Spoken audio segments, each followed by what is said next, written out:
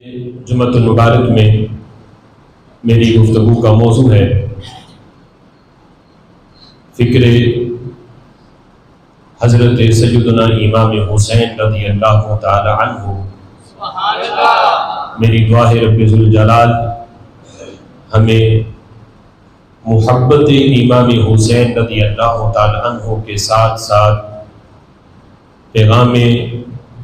حضرت امام حسین اور فکر امام حسین رضی اللہ تعالی عنہ کو بھی عام کرنے اور اس پر عمل کرنے کی بھی توفیق عطا فرمائے۔ حضرت سیدنا امام حسین رضی اللہ تعالی عنہ کی پوری زندگی ہمارے لیے مشعل راہ کی حیثیت رکھتی ہے۔ آپ کی زندگی کا ہر لمحہ انسان کے لیے تعمیر سیرت کے لحاظ سے اس میں بہت سے اسباب موجود ہیں۔ واقعہ کربلا سے پہلے بھی حضرت سیدنا امام حسین رضی اللہ تعالی عنہ کا کردار اور آپ کی زندگی کے جو لمحات ہیں، اس زندگی کا ہر لمحہ اس میں ہمارے لیے بہت سے اسباب اور رہنمائی موجود ہے۔ بالخصوص ان لوگوں کے لیے جو بہت بڑے آستانوں کے گدی نشین ہیں اور بڑے بزرگوں کی اولاد ہیں، ان کے لیے بھی اس میں بہت سے اسباب موجود ہیں کہ حضرت امام حسین رضی اللہ تعالی عنہ سے بڑا گدی نشین اور جان نشین نسبت کے لحاظ سے اور مقام کے لحاظ سے آج کوئی بھی ان کے مقام تک نہیں پہنچ سکتا،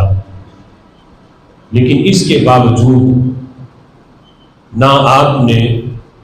اپنے نسبی تعلق کے لحاظ سے صرف اسی پہ بھروسہ کیا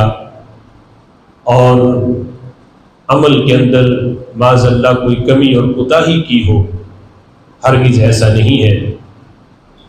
یہاں تک کہ ابھی جب نماز بھی فرض نہیں تھی، کوئی عبادت بھی آپ پہ فرض نہیں تھی، اس وقت بھی رسول اللہ صلی اللہ علیہ وسلم نے آپ کو یہ بشارت دے دی کہ حضرت امام حسین رضی اللہ تعالی عنہ جنتی نوجوانوں کے سردار ہیں۔